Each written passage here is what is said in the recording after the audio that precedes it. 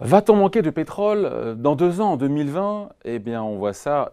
Pourquoi j'en parle? Pourquoi est-ce qu'on en parle? Parce que, encore une fois, on est en abondance de pétrole et puis on a ce rapport de l'Agence internationale de l'énergie qui nous dit que d'ici 2020, on va avoir des petits problèmes du côté de l'offre. Bonjour, Olivier Berruyer. Bonjour. Auteur du blog L'Écrit. C'est vrai qu'aujourd'hui, on parle d'abondance, encore une fois, de l'offre de pétrole. On a un prix qui s'est relativement bien stabilisé autour de 60 $. Et là, on a l'Agence internationale de l'énergie qui nous dit quoi? Dans 2 ans, on va manquer peut-être de pétrole. En gros, dit autrement, on ne pompera pas assez de pétrole pour répondre donc à une consommation d'or noir qui augmente plus vite. C'est ça le problème. Et puis le problème derrière, on va en parler aussi, c'est qu'on a sous-investi pendant toute cette phase où le pétrole était à 30, 40 $. Ouais. Et on en paye le prix aujourd'hui parce que si on n'a pas assez investi, on manquera d'or noir. C'est ça l'idée? Bien sûr, c'est ça l'idée. De toute façon, le problème est assez simple. Il y a une quantité finie de pétrole sur la planète. On dit ça à chaque fois, on dit ça il y a 30 ans. Mais ça, c'est un fait.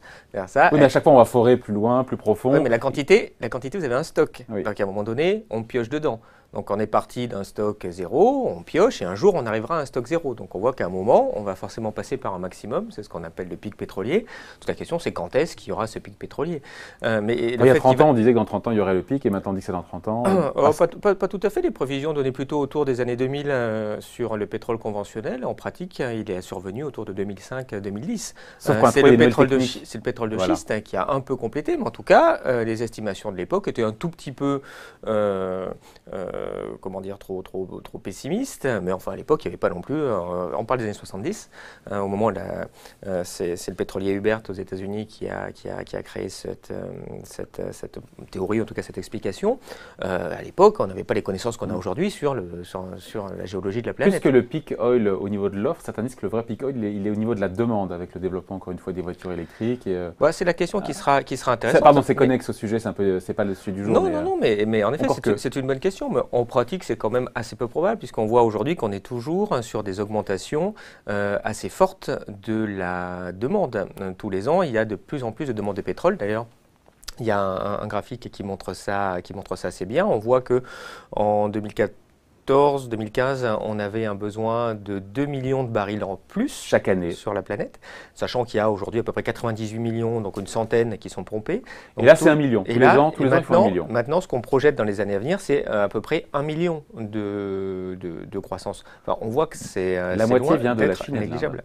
Donc la moitié de la demande, supplémentaire, ce qui est normal parce que les pays se développent, vient de la Chine et de l'Inde. Donc on est sur des niveaux qui sont quand même très importants. Moi, ce qui me surprend encore une fois dans ce rapport de l'AIE, c'est la rapidité avec laquelle on va avoir des problèmes, encore une fois, d'offres et de manque de pétrole. Parce qu'on aurait pu imaginer, ok, d'accord, dans 10 ans, mais là, c'est 2020, c'est après-demain.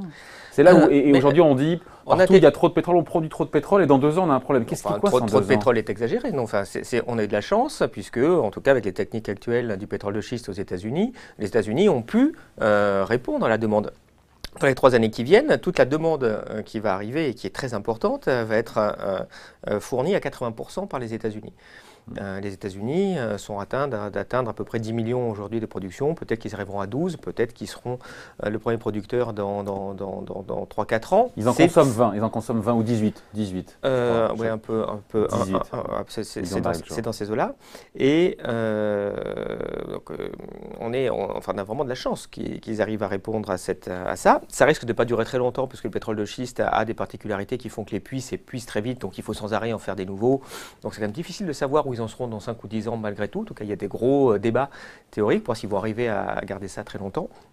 Mais quoi qu'il en soit, il n'y a pas des demandes il n'y a pas des capacités qui sont illimitées. Quand on dit que tous les ans, il faut 1 million de plus, c'est la demande augmente d'1 million. Mais tous les ans, il y a 2 millions en moins qui sont produits parce que les puits se ferment. Donc autrement dit, tous les ans... Mais d'où ça? Parce que les puits, sur la planète, les puits s'épuisent. Donc il y a 2 millions en moins au niveau de l'offre et 1 million de plus au niveau de la demande. Donc tous les ans, c'est 3 millions qu'il faut sortir. Donc on peut dire 3 millions, pourquoi pas. 3 millions, c'est la production de la mer du Nord. C'est pas rien. Et donc tous les 3-4 ans, c'est à peu près la production de l'Arabie Saoudite en plus qu'il faut trouver et mettre en production. Donc on voit qu'on peut le faire un petit peu, mais on connaît bien la planète maintenant, on connaît bien le stock de pétrole qui était disponible. Et on voit qu'on va être, dans les années 2020, au moment de ce pic, en tout cas peut-être un plateau qui va durer un certain temps, mais on ne va pas pouvoir arriver à 200 millions de barils jour, hein, ça c'est pas possible. Donc la conclusion de ça, donc l'appel de l'AIE, c'est de dire voilà, investissez, il faut plus investir en amont. Bien sûr qu'il faut. Sauf encore une fois, qui avait envie d'investir quand le baril de pétrole était à 30 ou 40 $, il y avait des questions de rentabilité. Mais bien sûr, c'est quand on est passé de 100 à 50, brutalement, les investissements en 2014-2015 ont chuté et ils sont restés bas. Et ce que dit l'agence internationale, oui, tout à fait. Et ce que dit l'agence, c'est aujourd'hui, comme on n'investit pas assez maintenant, on sait que dans 2-3 ans, on risque d'avoir des difficultés. C'est la rapidité des 2-3 ans qui me surprend en fait. J'aurais imaginé que ce serait plutôt horizon, encore une fois, peut-être 5 ou 10 ans. 2020, pardon, c'est encore une fois, c'est après-demain. Que se passe-t-il? Parce qu'une fois qu'on dit tout ça, c'est la conclusion. Si on n'a pas assez investi, même si on investit plus d'ici à 2020, avant que ça sorte, encore une fois, le pétrole, il faut beaucoup de temps. C'est-à-dire qu'il y aura un retour de la volatilité des prix, un retour à des prix plus élevés du cours du pétrole? C'est ça la conclusion? Mais de toute façon, comme on va arriver à des niveaux où l'offre n'arrivera pas à répondre à la demande, les prix vont monter. Et ça s'illustre très bien sur le graphique que je vous ai amené. Attention, deuxième graphique. On va le voir. Si on peut le passer. Ouais. Qui montre, voilà, c'est un graphique que j'ai réalisé avec les données de Jean Laherrère, qui est un ingénieur pétrolier parmi les grands spécialistes mondiaux. Alors, il y a des courbes vertes, des courbes rouges. Du pic pétrolier. Donc, en fait, il y a deux courbes. En gros, c'est la courbe verte et la courbe rouge. La courbe rouge, c'est la courbe de production. Donc, on voit qu'effectivement, depuis l'origine, on produit tous les ans un peu plus de pétrole que l'année passée. Ouais. Ce qui est intéressant, c'est la courbe verte, puisque pour produire le pétrole, il faut l'avoir découvert. Et donc, en vert, c'est le montant des découvertes de pétrole. De nouveaux gisements. Donc, des nouveaux gisements qu'on a trouvés. Donc, ça inclut le pétrole de schiste? Alors, ça n'inclut pas dans les toutes dernières années, parce que c'est très récent le pétrole de schiste, le pétrole de schiste, mais la courbe rouge inclut le pétrole de schiste. Ouais. Mais le pétrole de schiste avant 2010, était quasiment, était très marginal. C'est très compliqué, on n'arrive pas à faire ça aussi facilement que le pétrole de schiste. Donc, conclusion, quand on voit mais conclusion, c'est qu'on voit très bien qu'il y a eu un pic des découvertes qui est survenu dans les années 60, et on sait qu'il y a à peu près une quarantaine d'années entre le moment où il y a des pics de découvertes et le moment où on a un pic de production. Donc on voit que jusqu'en 85, au moment où les courbes sont croisées, tous les ans on trouvait plus de pétrole que ce qu'on produisait. Ouais. Mais depuis 85, on consomme plus que ce qu'on découvre. Donc autrement dit, c'est comme si on avait constitué un stock de pétrole découvert et que tous les ans, on prend. Et pour le moment, on n'arrive pas.